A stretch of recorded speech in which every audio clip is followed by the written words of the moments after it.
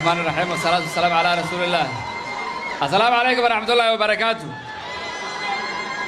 Haya, nikisema Harambee mtasema UDM. Tuko pamoja? Harambee. Ilaahay baa mahad iska leh. Ilaahay markaan u mahad celi ka bacdina waa idin mahad celinaa reer Mandera. Ilaahay baa bixiyo madaxtinimada, Ilaahay baa bixiyo. 5 sano ayaan meeshan ka ahay ku-xigeenka Gavanaga Cali Roba walaalkay. Waa dhamaatay 5 sano oo kale waxaan ahay MP-ga magaalada Mandera.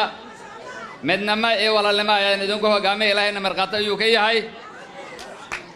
Waxaan idinka codsanayaa dad badan oo filanaya inaan dambi ka galay inay jiraan, cafis ayaan idin weydiisanayaa. Tan koobaad, tan labaadna dad badan ayaa dambi ka galay, adigana waa idin cafi. Ilaahay ha idin cafiyo. Waxaan idin sheegayaa marka xisbigan UDM la yiraahdo reer Mandera ee iska leh, markaan kaameygareyn waxaan sheegnay in miisku la fadhiisan doona nin reer Mandera ah oo xisbiga madaxdiisa party leader inuu la fadhiisan doona madaxweynaha Kenya oo kursi la fadhiisan doona ayaan idin sheegay. Waayna dhacday waxaan miis la fadhinaa madaxweynaha elect William Samoei Ruto ayaan la fadhinaa miis la fadhinaa.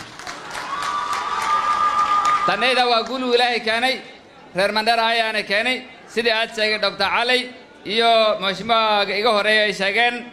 UDM waxa weeye laf dhabarta regionka Northeastern, waxaana lagu helay taas Ilaahay ka bacday reer Mandera ayaa lagu helay.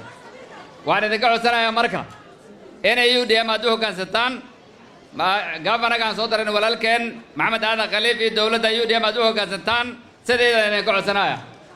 marka waxaan leeyahay Harambee haddii waxaad leedin korbaysa Harambee. جزاكم الله خيرا. السلام عليكم ورحمة الله.